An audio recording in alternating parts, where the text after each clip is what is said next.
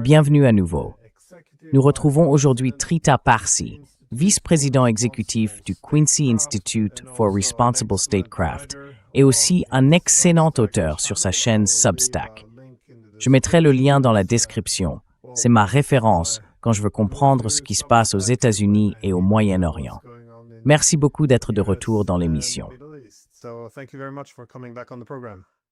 Merci beaucoup de m'avoir invité à nouveau, Glenn Diesen. On voit bien maintenant que les États-Unis sont repartis en guerre contre l'Iran. Trump est même allé sur Truth Social et a écrit récemment que le cessez-le-feu était terminé.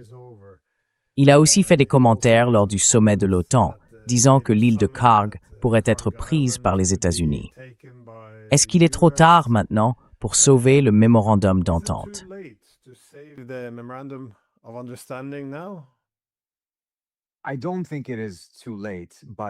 Je ne pense pas qu'il soit trop tard, mais on arrive clairement au moment où ça pourrait le devenir. Ce qui est très intéressant, c'est que les Iraniens n'ont pas encore déclaré que le mémorandum était terminé. Ils laissent la porte ouverte. Trump, lui, a dit qu'il pensait que c'était fini, mais sans être catégorique.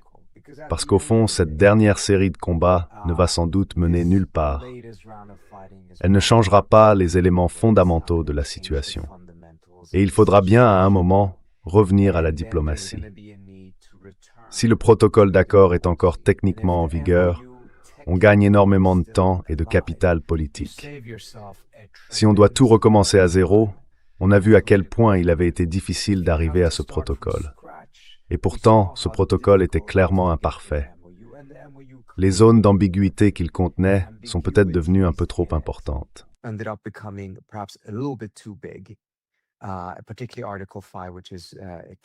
En particulier l'article 5, qui est l'une des principales raisons pour lesquelles les combats ont lieu dans le détroit en ce moment.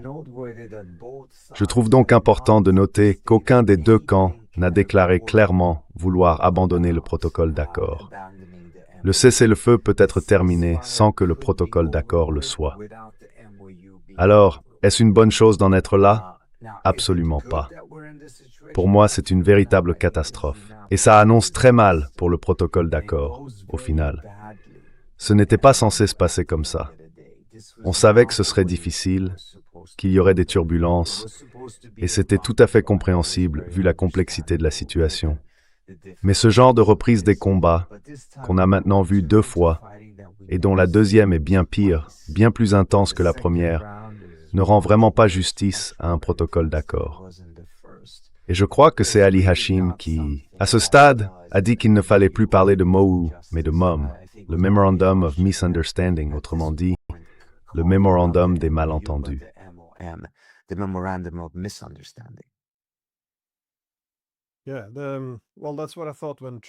Oui, eh bien, c'est ce que j'ai pensé quand Trump a parlé d'attaquer l'île de Karg. Je veux dire, ce serait une escalade incroyable, surtout s'il envoyait aussi des troupes au sol. Donc ce serait vraiment une toute autre situation. Mais je suppose aussi que les États-Unis essaieraient de renégocier le protocole d'accord au fur et à mesure. Vous voyez, est-ce que ça pourrait faire partie de la stratégie américaine ici? Autrement dit, utiliser un peu de force militaire pour essayer de pousser les Iraniens à changer de position, par exemple sur la gestion du détroit d'Ormuz. Je pense qu'ils espéraient pouvoir faire entrer et sortir les navires sans tomber sous le contrôle de l'Iran. Mais encore une fois, si on en fait une question à 2 volets, pour les États-Unis, simplement continuer, si c'est une manière de renégocier, ce cycle de bombardement, puis de retour au cessez-le-feu, puis de nouveaux bombardements, à un moment donné, les Iraniens finiraient par se dire « Pourquoi laisser aux Américains ce pouvoir d'escalade? Pourquoi leur permettre de décider quand les bombardements commencent et quand ils s'arrêtent? C'est un contrôle très dangereux à abandonner. »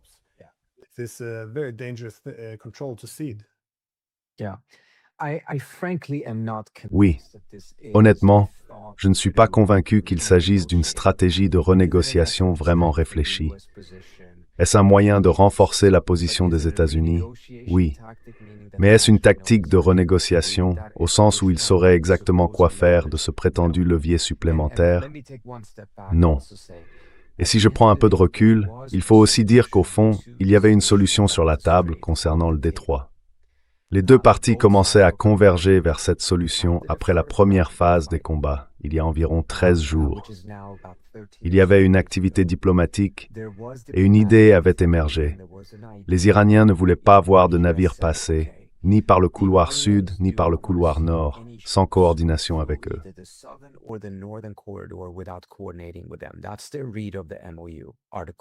C'est leur interprétation de l'article du protocole d'accord. Les États-Unis, comme la plupart des pays du CCG, ne lisent pas ce protocole, ni cet article de cette façon, c'est-à-dire comme si la responsabilité incombait uniquement à l'Iran. Mais une idée a émergé et elle a plu aux deux parties. D'accord, faisons en sorte que tous les navires signalent leur passage aux deux côtés, pas seulement aux Iraniens. Ainsi, un pays désigné du côté du CCG recevrait aussi toutes les notifications de tous les navires, qu'ils passent par le couloir nord ou par le couloir sud. Et tant que c'est le cas, les Iraniens n'y voient pas d'objection. D'ailleurs, ils n'ont jamais eu de problème avec les pays qui empruntent le couloir sud, du moment qu'ils font leur rapport.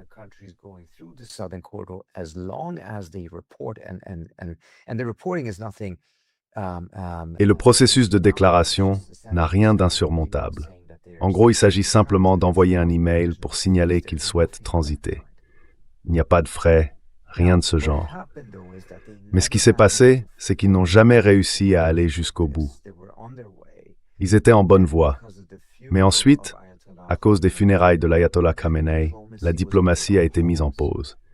Et pendant cette pause, plusieurs navires, 3 au total, dont au moins un Qatari et un Saoudien, ont tenté de passer par le couloir sud avec leurs transpondeurs éteints. Les Iraniens ont perçu ça comme une provocation majeure.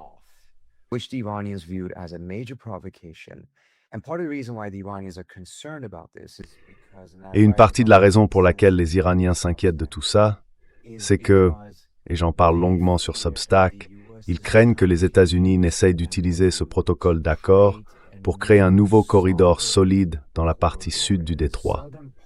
Un corridor qui resterait opérationnel, même si la guerre reprenait. Autrement dit, si une guerre à grande échelle éclatait de nouveau et que les Iraniens voulaient fermer le détroit, ils ne pourraient plus le faire à cause de ce nouveau passage que la marine américaine est en train de mettre en place. Et bien sûr, ce serait une situation très défavorable pour les Iraniens, parce que c'est justement leur capacité à fermer le détroit qui leur donnait un levier important pendant la guerre. Ils craignent donc que les États-Unis ne cherchent discrètement à leur retirer cette capacité.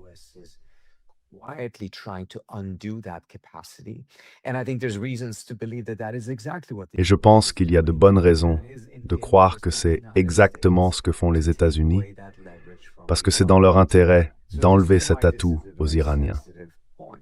C'est pour ça que c'est un point très sensible. Mais s'il n'y avait pas eu cette pause, à cause des funérailles et de cette tentative de passer par la partie sud du détroit pendant la cérémonie, je dois dire que d'un côté, on peut défendre l'idée que selon leur interprétation du protocole d'accord, ces pays ont la capacité et le droit de traverser la partie sud du détroit. Et de l'autre côté, on peut aussi dire que du point de vue iranien, leur argument sera qu'il n'y a rien qui les empêche de transiter par le détroit, que ce soit par le sud ou par le nord.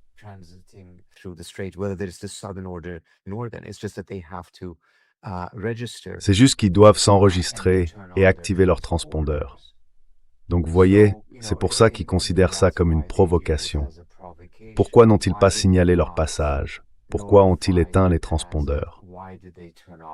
Voilà, à ce moment-là, les Iraniens, après plusieurs avertissements, ont tiré sur ces navires, pas pour les couler ou quoi que ce soit, et ça a ensuite conduit les États-Unis à réagir militairement. Personnellement, je pense que les deux camps ont surréagi. Il y a une surestimation du côté iranien dans le fait d'avoir tiré sur les navires. Il y avait sans doute de meilleures façons de faire. Et je ne dis pas qu'ils ont tiré immédiatement. Ils ont envoyé plusieurs avertissements ils ont essayé de les rediriger.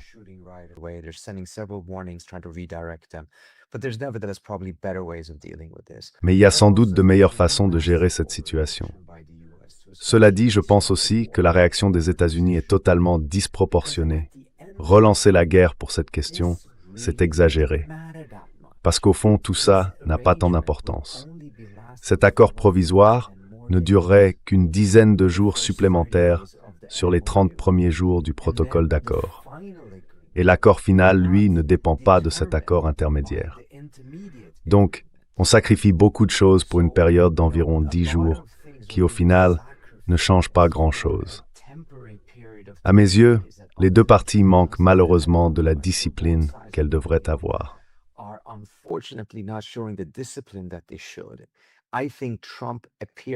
Je pense que Trump semble... Enfin, je ne lui ai pas parlé directement, mais rien qu'en le voyant au sommet de l'OTAN, il paraissait complètement déséquilibré. J'imagine que ça doit être très difficile pour lui de passer du temps avec les dirigeants européens qui semblent tous détester. Aucun progrès sur la Russie, sur l'Ukraine. Et puis, Pete Hegseth et Marco Rubio arrivent dans le bureau ovale. Ils le mettent au courant de nouvelles attaques iraniennes et le poussent à envisager une action militaire. Et franchement, c'est pas surprenant parce que ni Hegseth ni Rubio n'avaient l'air favorables au protocole d'accord dès le départ. Tout ça, à mon avis, a conduit à ce qui me semble au final être une réaction excessive et franchement très contre-productive.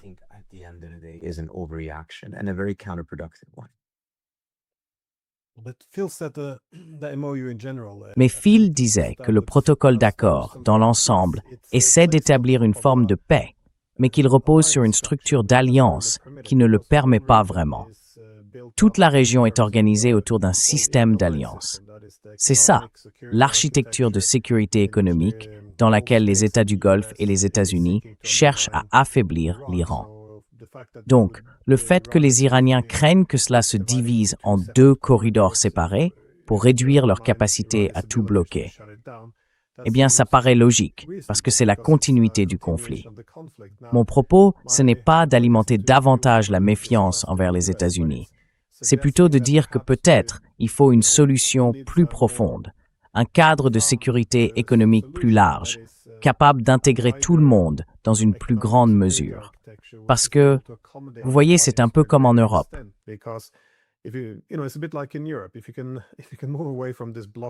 Si on pouvait sortir de cette logique de bloc, où toute la sécurité, toute l'architecture économique repose en fait sur une politique de bloc. Si on pouvait, disons, faire entrer les Iraniens dans le jeu, trouver un accord commun entre Oman et l'Iran pour gérer, par exemple, l'administration des navires qui entrent et qui sortent. Est-ce que vous voyez cette possibilité? Parce qu'on pourrait penser, en lisant le protocole d'accord, que les Iraniens ont considérablement renforcé leur position dans la région et qu'il faudrait donc forcément un changement dans l'architecture, à la fois économique. Absolument.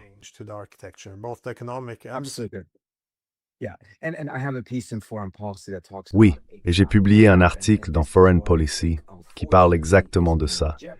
Et c'est justement ce que je pense être malheureusement mis en danger par cette double surréaction autour de cette question. Parce que, encore une fois, cet accord provisoire ne durerait que 10 jours avant qu'un accord final ne soit négocié. Et cet accord final est bien plus important. Il déterminera si un corridor sud est réellement mis en place, ce qui représenterait une menace pour l'influence que l'Iran cherche à conserver. Et je pense que, de leur point de vue, après avoir été attaqué 2 fois en pleine négociation par 2 puissances nucléaires, il est compréhensible qu'ils fassent tout ce qu'ils peuvent pour garder cet avantage.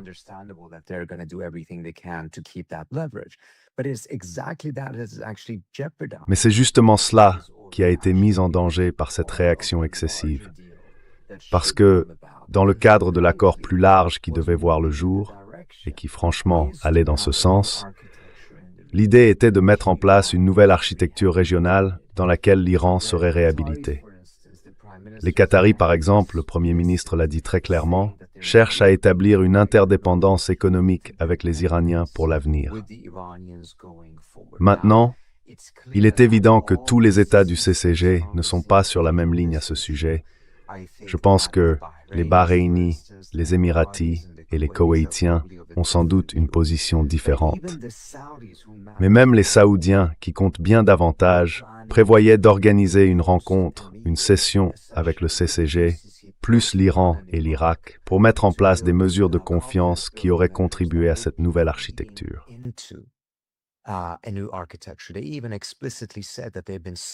Ils ont même dit explicitement qu'ils avaient étudié le processus d'Helsinki. Et encore une fois, selon moi, comme je l'ai écrit dans Foreign Policy, tout ce qui ramène à des formations de blocs sera néfaste pour la région. L'enjeu, c'est vraiment de sortir de cette logique et de construire une architecture de sécurité fondée sur la sécurité collective, une sécurité inclusive qui, par définition, rejette la formation de blocs.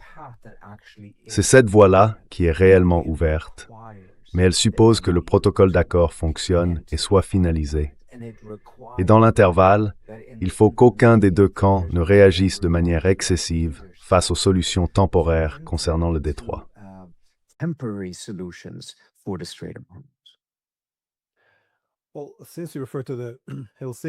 Puisque vous évoquez le processus d'Helsinki, cela impliquerait aussi que les États-Unis acceptent de jouer un rôle très différent au Moyen-Orient. En effet, le processus d'Helsinki, qui a commencé en 1975 avec les accords d'Helsinki, a été un élément clé dans la fin de la guerre froide. Mais Gorbatchev a fait une remarque dans les derniers jours ou les derniers mois de la guerre froide, en soulignant que les Soviétiques, comme les Américains, devaient faire face aux faucons dans leur propre camp. Parce qu'une fois qu'on abandonne la logique des blocs, aussi bien les Soviétiques que les Américains voient leur pouvoir diminuer. La politique des blocs, c'est ce qui structure le pouvoir.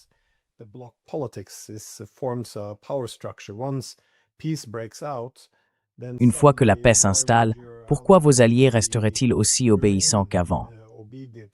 On l'a bien vu tout à l'heure, quand la Chine poussait pour améliorer les relations entre les Saoudiens et les Iraniens. Encore une fois, cette peur que la paix finisse par éclater. Les États-Unis l'ont compris aussi. Dans ce cas, qui les aiderait à contenir l'Iran? Pourquoi les pays du Golfe écouteraient-ils encore Washington si la paix s'installe? Alors, comment voyez-vous les choses? Est-ce que les États-Unis devraient complètement repenser leur rôle au Moyen-Orient?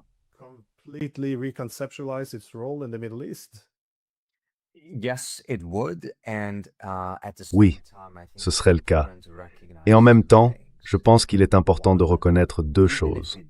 D'abord, même si ce n'est pas le cas, le reste de la région abandonne l'idée de dépendre uniquement du parapluie sécuritaire américain parce qu'il s'est révélé peu fiable et que ses limites sont apparues de façon spectaculaire à cause de cette guerre. Donc l'idée qui existait auparavant, à savoir que, même si les États-Unis voulaient se retirer de la région, les pays du CCG les retiendraient, qu'Israël les retiendrait. Eh bien, ce n'est plus vrai, ou en tout cas plus au même degré. Ces pays ne vont pas rompre avec les États-Unis, ni avec leurs relations sécuritaires avec eux, mais ils ne vont plus s'appuyer uniquement sur Washington. Et rien que ça, en soi, va affaiblir au moins une partie de la logique de formation de blocs, d'une manière ou d'une autre.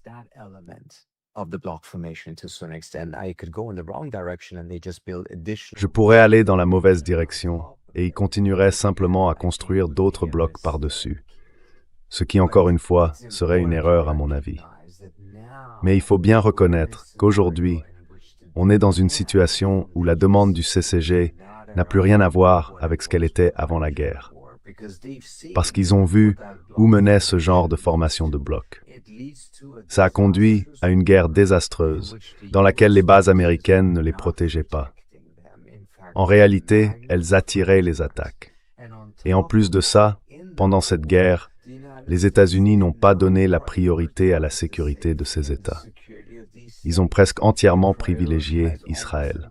Alors au final, à quoi tout cela a-t-il servi? Ça n'a pas dissuadé les Iraniens. Ça a mené à une guerre. Et pendant cette guerre, ils n'ont pas pu compter sur les États-Unis. Je pense donc que la plupart des pays du CCG l'ont bien compris. Et en conséquence, la demande pour cette ancienne configuration n'existe plus. Ou en tout cas, plus dans les mêmes proportions.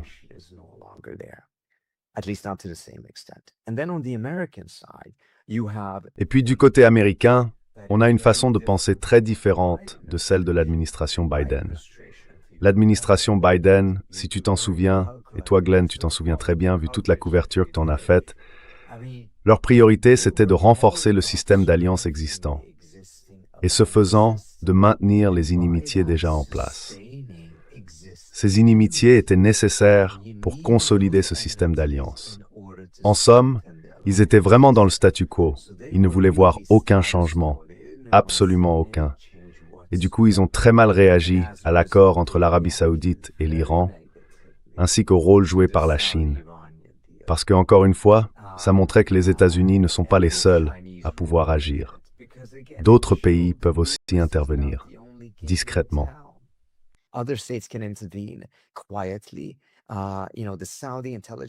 Vous savez, le chef du renseignement saoudien a passé 5 jours à Pékin et les services américains n'en savaient rien. Ça montre à quel point leur visibilité est limitée. Certains disent que c'est parce que les États-Unis étaient entièrement concentrés sur autre chose. Israël, et encore la normalisation d'Israël et ainsi de suite. Ils ne prêtaient pas attention au reste. Et dans le camp de ceux qui prônent la retenue, on entend des arguments qui, je le sais, trouvent un écho au moins chez certains membres de l'administration Trump. Les États-Unis devraient simplement s'éloigner de leur position dominante au Moyen-Orient. Ça ne rapporte plus rien à l'Amérique. Depuis longtemps déjà, plusieurs présidents américains promettent de se désengager du Moyen-Orient.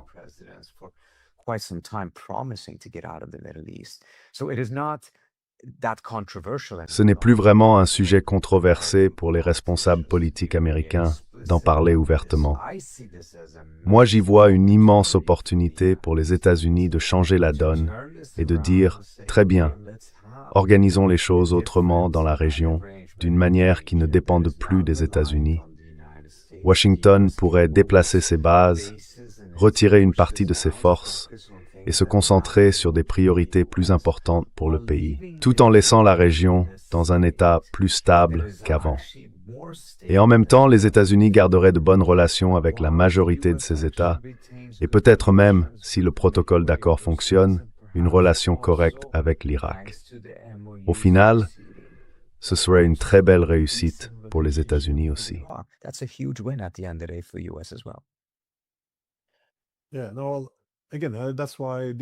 Oui, eh bien, encore une fois, c'est pour ça que ces accords, qui ne font que bricoler un peu, essayer d'apporter quelques petits changements. C'est pour ça que je pense qu'ils ne pourront pas vraiment s'adapter à ce bouleversement massif dans la répartition du pouvoir à l'échelle internationale, c'est-à-dire encore une fois à l'ordre hégémonique. À mon avis, cela a eu 2 conséquences principales. D'abord, cela a épuisé les États-Unis, ce qui s'est effectivement produit. Et ensuite, cela a poussé les principaux adversaires de l'Amérique à s'unir en quelque sorte pour contrebalancer collectivement les États-Unis plutôt que de se contrebalancer entre eux. Donc, non, je pense qu'il faut s'ajuster à ce nouveau monde. La question, c'est de savoir si les responsables politiques en sont capables. Parce que, du moins en Europe, je vois une classe politique idéologique qui, j'ai du mal à l'imaginer, perçoit autre chose que le monde d'hier. Et je pense que c'est là, très clairement, notre vide stratégique.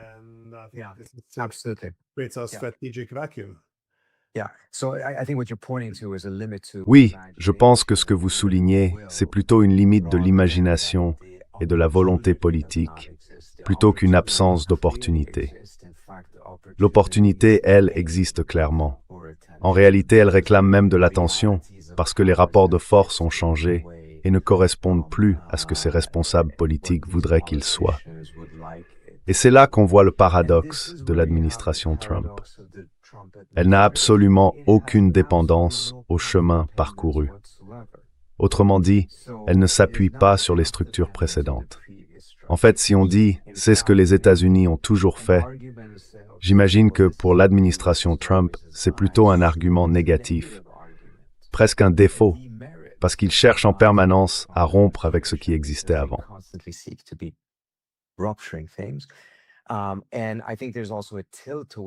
Et je pense qu'il y a aussi une tendance à croire qu'il devrait se retirer du Moyen-Orient. Mais ça s'accompagne d'un autre problème. Une administration qui semble de plus en plus incapable de conclure un accord et de s'y tenir. La patience de Trump est très très limitée. Je pense qu'un des problèmes avec l'accord de New York et avec toute négociation avec les Iraniens, c'est que Trump a constamment besoin d'être rassuré, de sentir qu'il avance dans la bonne direction. Et s'il ne le ressent pas, il est capable de faire demi-tour à 180 degrés et de partir dans l'autre sens. C'est peut-être d'ailleurs ce qu'il fait en ce moment. La diplomatie en 12 jours n'a pas marché. Tant pis, on revient au bombardement. Et puis dans quelques jours, il va se rendre compte que, eh bien, ça non plus, ça ne marchera pas.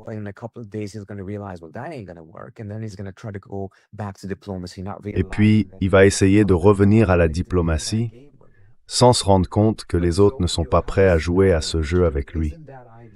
Donc, on se retrouve dans une situation où il n'y a pas vraiment d'idéologie, pas de dépendance à une ligne de conduite, ce qui crée une énorme opportunité pour engager de vrais changements. Mais en même temps, on a une administration qui, pour plusieurs raisons, n'a pas les bonnes équipes, ni une direction suffisamment patiente pour mener à bien un changement aussi profond. Souvenez-vous de la stratégie de sécurité nationale de décembre 2017. Elle parlait d'un recentrage sur l'hémisphère, de sortir du Moyen-Orient. Et 2 mois plus tard, il déclenche la guerre avec l'Iran.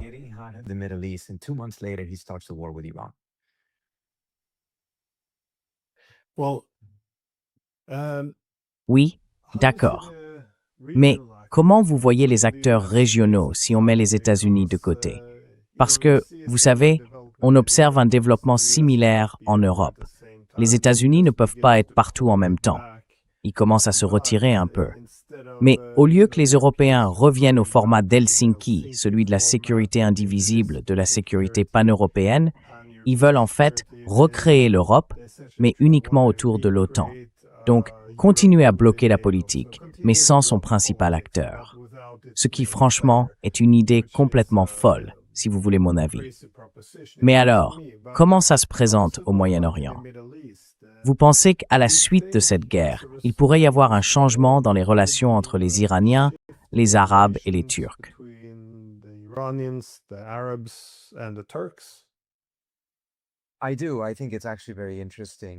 Oui, je trouve ça vraiment intéressant. Quand j'ai grandi en Suède, beaucoup de gens voyaient l'Europe à l'époque comme une sorte de miracle, un continent qui avait réussi à surmonter toutes sortes d'épreuves, malgré 2 guerres mondiales qui avaient fait plus de morts que toutes les autres réunies. Et pourtant, l'Europe avait atteint un niveau de maturité politique qu'on n'avait jamais vu, et elle vivait selon cette idée de sécurité indivisible. Et aujourd'hui, quand on regarde l'Europe, on se demande, mais qu'est-ce qui s'est passé? Parce que la dégradation, surtout intellectuelle, est tout simplement stupéfiante.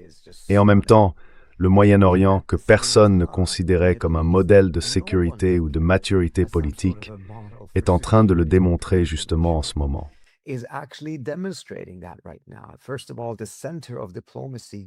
D'abord, le centre de la diplomatie n'est plus en Suisse ni en Europe.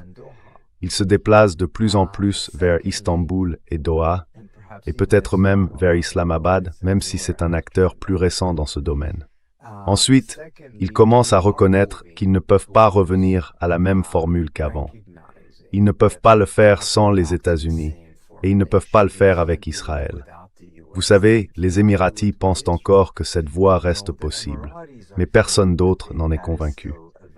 Et je pense que la guerre, ainsi que son issue, ont encore renforcé la conviction des autres États qu'une alliance, quelle qu'elle soit, avec Israël, dans le cadre des accords d'Abraham, reviendrait à créer une sorte d'alliance sunnite israélienne contre l'Iran.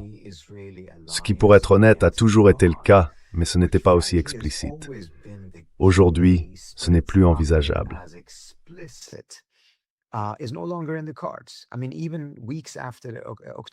Je veux dire, même plusieurs semaines après le 7 octobre, on avait l'impression que les Saoudiens réfléchissaient encore à cette idée. Mais à ce stade, on dirait vraiment qu'ils sont passés à autre chose. Et si les Saoudiens ne le font pas, peu importe si le Somaliland le fait, ça ne changera pas grand-chose. Donc oui, je pense qu'on voit bien que la région évolue dans cette direction, qu'elle essaye de voir si ça peut fonctionner. Je ne dis pas que la maturité politique est la même partout dans la région, mais je pense qu'elle est aujourd'hui plus avancée que ce qu'on observe en Europe. Et je crois qu'il y a une compréhension plus claire au Moyen-Orient du fait qu'on ne peut pas contenir et équilibrer l'Iran de manière hostile sans les États-Unis. Alors qu'en Europe, certains pensent encore qu'ils peuvent faire la même chose avec la Russie sans les États-Unis.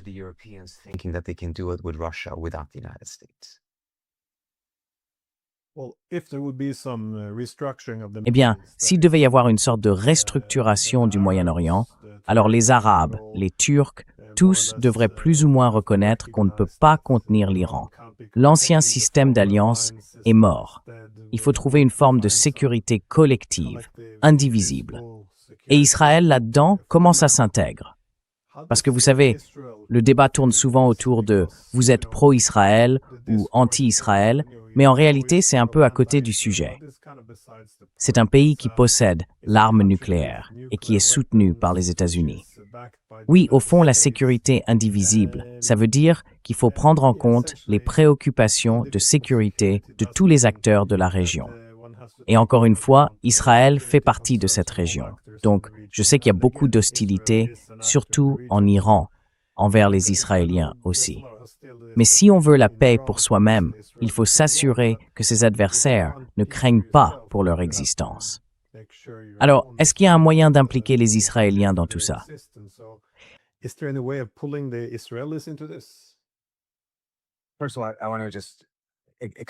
Tout d'abord, je veux simplement dire que je suis entièrement d'accord avec vous. Il n'existe pas de sécurité inclusive ou indivisible si tout le monde n'est pas réellement inclus. Donc, penser qu'on peut l'avoir dans un coin de la région et croire que cela produira les effets d'une sécurité indivisible, c'est une illusion. Il faut que ce soit complet. Et cela pose alors une question. Qu'en est-il d'Israël? Là encore, cela renvoie à l'article que j'ai publié dans Foreign Policy, je crois que c'était lundi. J'y explique en m'appuyant sur une proposition élaborée par le projet Better Order de l'Institut Quincy au cours des 3 dernières années, qu'il existe une voie à suivre.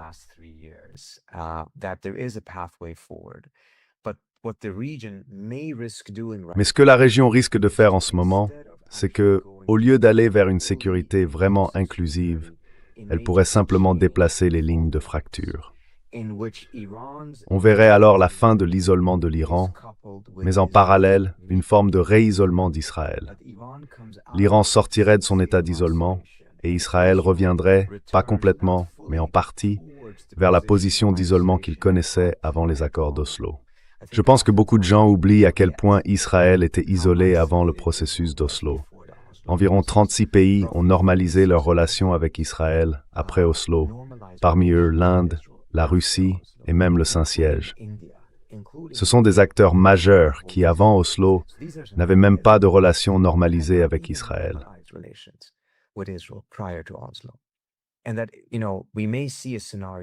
Et donc, vous savez, on pourrait très bien se retrouver dans une situation où en réalité, ce qui se passe dans la région, c'est simplement un déplacement des lignes de fracture, plutôt qu'une véritable évolution d'un système de blocs vers une région sans blocs. Et mon argument, ce que nous présentons dans cette proposition, c'est qu'au fond, ça ne fonctionnera pas.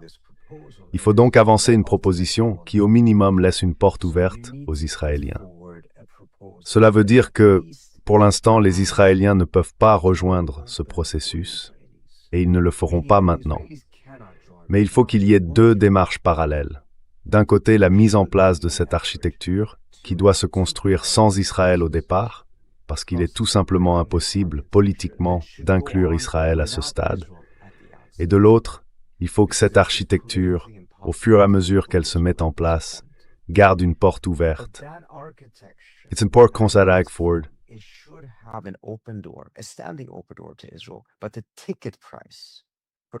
Mais le prix d'entrée pour qu'Israël puisse rejoindre, c'est qu'il faut aussi qu'un État palestinien soit créé, fondée sur les lignes de 1967. Pas une perspective politique, pas une simple feuille de route, mais bien un État créé ou selon ce que les Palestiniens décideront eux-mêmes pour leur autodétermination. Et une fois que ce sera fait, alors les Israéliens devront être inclus. Mais le prix d'entrée est très clair.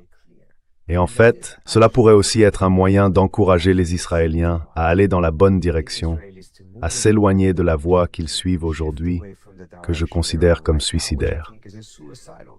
Et je comprends bien que pour l'instant, tout cela semble extrêmement irréaliste. Et je suis d'accord, c'est irréaliste aujourd'hui. Mais imaginez que ce processus continue pendant 5 ans et que l'infrastructure, l'architecture soit mise en place, que l'organisation soit créée.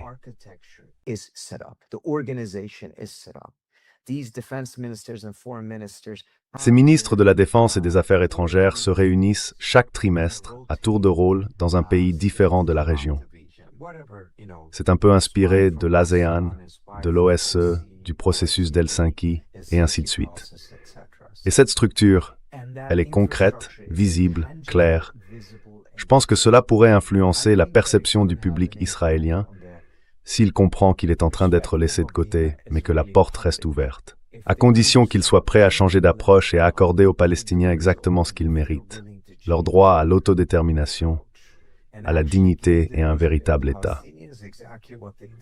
Je crois que cela aurait un impact bien plus fort que de simplement penser qu'on peut isoler et contenir la situation. Je ne dis pas que je suis contre l'isolement, mais ce n'est pas suffisant.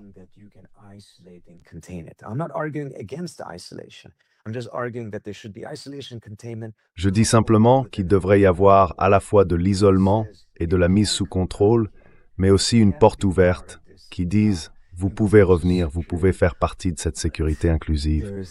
Mais il y a un prix d'entrée, et ce prix, c'est un État palestinien. Et s'ils vont dans cette direction, je pense qu'il pourrait y avoir une... Enfin, je sais que c'est difficile et tout le reste. Mais, pour être clair, cette proposition n'a pas été élaborée par des gens déconnectés de la réalité. Parmi les principaux auteurs, il y a Nabil Fahmy, l'ancien ministre égyptien des Affaires étrangères, qui vient de commencer son mandat comme secrétaire général de la Ligue arabe, Daniel Levy, que vous connaissez sans doute, un ancien négociateur israélien, et au total environ 130 autres personnes du projet Better Order, venant de 40 pays différents.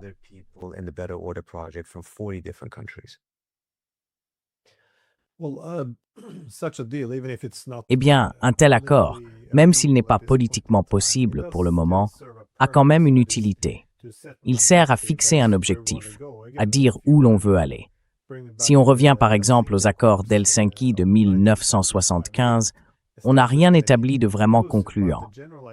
Mais l'idée générale, c'était de reconnaître que ces blocs rivaux alimentent les conflits, qu'ils entretiennent le dilemme de sécurité.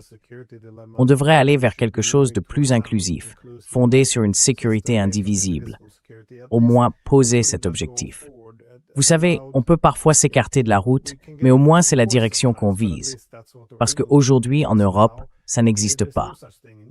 Si vous parlez de sécurité inclusive, indivisible, avec l'idée de dépasser la logique des blocs comme l'OTAN, on vous accuse de trahison et on vous tombe dessus. Donc, on n'a même plus cet objectif. Rien vers travailler. Et c'est pour ça que malgré tout, ça a un sens.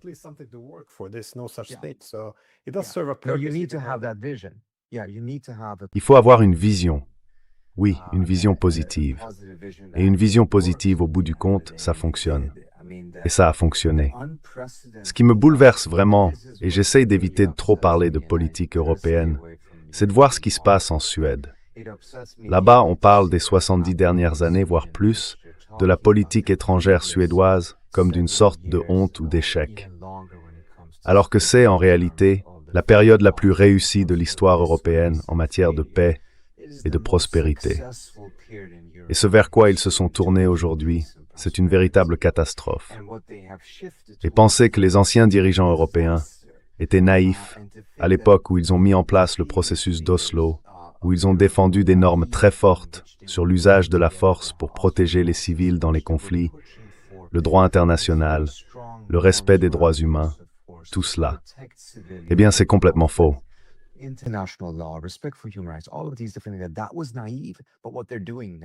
C'était naïf.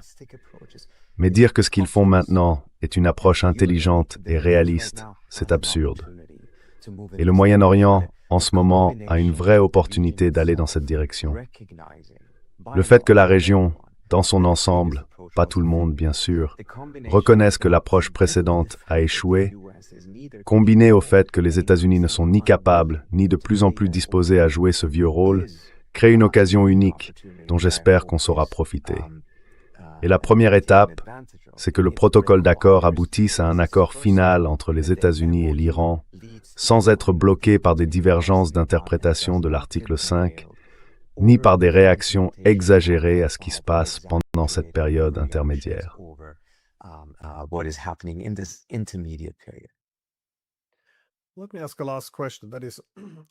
Permettez-moi de poser une dernière question, cette fois sur Israël.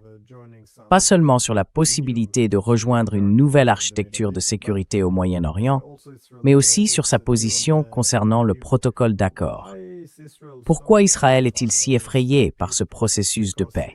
Parce qu'il est devenu l'un des principaux obstacles.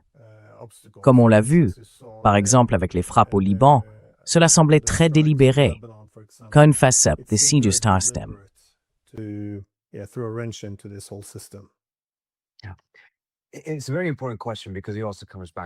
C'est une question très importante, parce qu'elle renvoie aussi à ce dont on vient de parler, à propos de la participation d'Israël.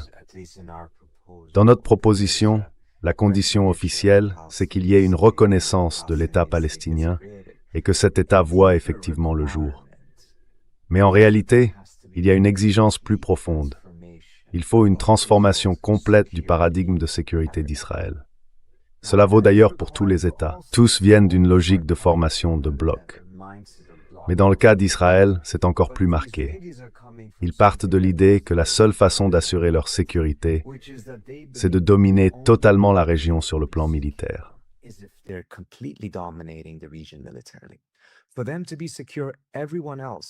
Pour qu'ils se sentent en sécurité, il faut que tous les autres ressentent, d'une certaine façon, une part d'insécurité. Parce qu'Israël doit pouvoir dissuader tout le monde, mais personne n'a le droit de dissuader Israël. C'est seulement dans ces conditions qu'Israël se considère en sécurité.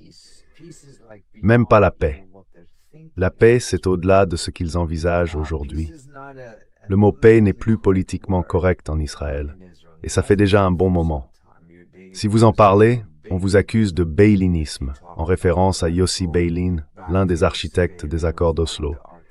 Avec cet état d'esprit, avec cette conception de la sécurité, évidemment, Israël ne pourra jamais, à mon sens, être en paix, ni vraiment en sécurité avec sa région.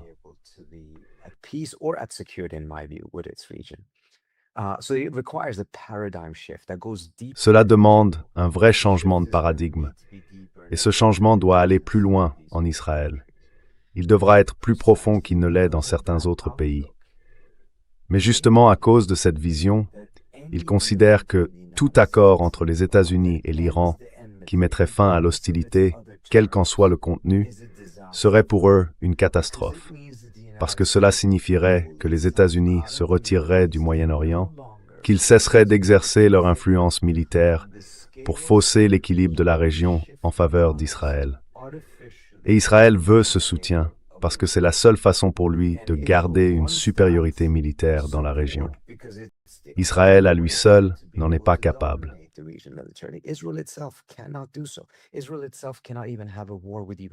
Israël, à lui seul, ne peut même pas mener une guerre contre l'Iran sans le soutien actif des États-Unis. Donc, vous voyez, l'idée qu'Israël devienne une sorte d'hégémon, je la trouve très discutable, parce que Israël n'a tout simplement pas la capacité d'être cet hégémon. C'est juste la frontière de l'hégémonie de quelqu'un d'autre.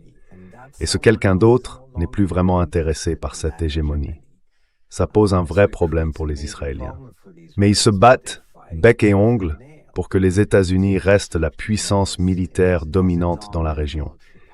Et pour ça, il faut que l'hostilité avec l'Iran reste bien vivante, parce que c'est le principal moteur de l'implication militaire américaine dans la région.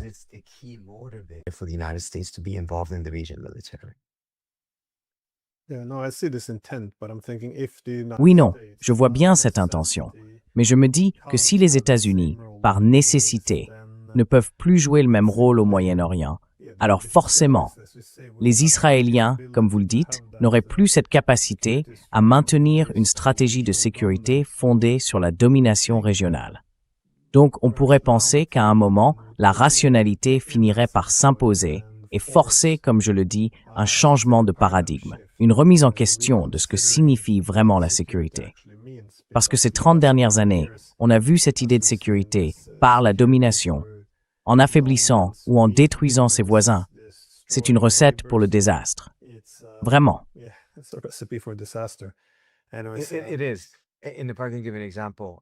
Je vais vous donner un exemple.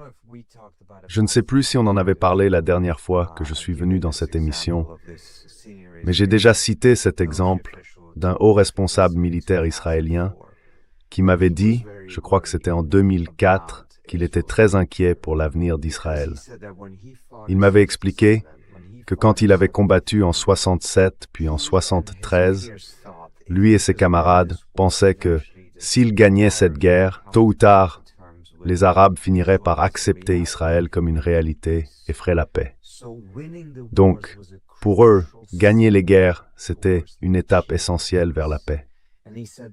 Et il m'avait dit, mais quand je regarde la jeunesse israélienne d'aujourd'hui, et rappelez-vous, il disait ça il y a 22 ans, ils ne croient plus à la paix. Ils pensent qu'Israël sera toujours dans un état de guerre permanente et que la seule façon d'avoir la sécurité, pas la paix, c'est de dominer tous les autres.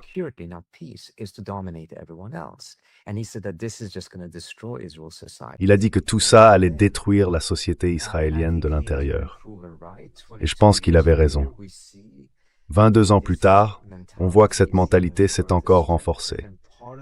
Une partie du problème, quand on essaie de faire face à la réalité, c'est que le modèle actuel apprend aux Israéliens à penser qu'il n'existe aucune autre sécurité que celle qu'ils ont aujourd'hui. Toutes les autres options, celles qu'on dirait réalistes, celles vers lesquelles ils devraient évoluer, dans leur esprit, en ce moment, ce serait un chemin vers leur destruction. Moi, je ne crois pas que ce soit vrai. Je pense que c'est leur voie actuelle qui les conduit à la destruction. Mais ils sont profondément ancrés dans la conviction que c'est la seule manière pour eux d'être en sécurité.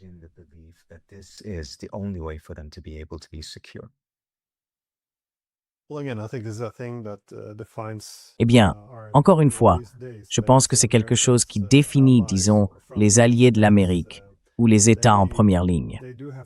Ils doivent eux aussi s'adapter à cette nouvelle réalité. Les États-Unis ne sont plus l'hégémon. Ils doivent se réajuster à un monde multipolaire. Et je pense qu'Israël, comme les Européens, comme les pays du Golfe, va devoir changer. Mais là encore, tous après des décennies sans avoir à faire de concessions ni de compromis, ont toujours compté sur les Américains pour être derrière eux et avoir le dernier mot. Ça va prendre du temps, je pense. Et d'ici là, beaucoup de choses terribles peuvent arriver.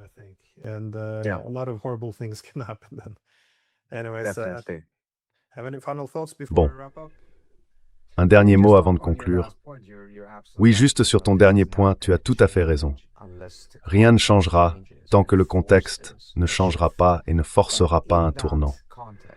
Et dans ce contexte, je pense encore une fois qu'il faut effectivement qu'il y ait des pressions, mais qu'il faut aussi garder ouverte une voie théorique vers la réhabilitation. C'est justement ce qui n'a jamais existé pendant les 30 années d'isolement de l'Iran. Il n'y a jamais vraiment eu de voie théorique ouverte, c'était censé être permanent, et ça n'a pas marché. Ça a été un désastre. Et je crois au fond que l'Iran reste un pays de 90 millions d'habitants.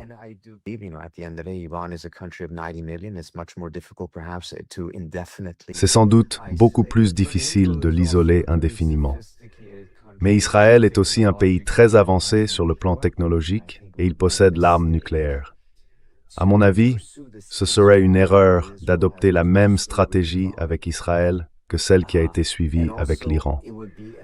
Et ce serait aussi une occasion manquée, parce que si on ne s'en sert pas, si on n'ouvre pas cette voie, alors on ne profite pas vraiment de la dynamique actuelle dans la région.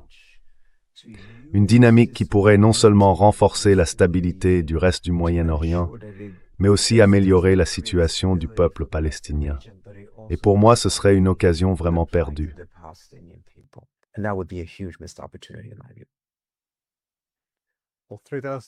Merci beaucoup d'avoir pris le temps.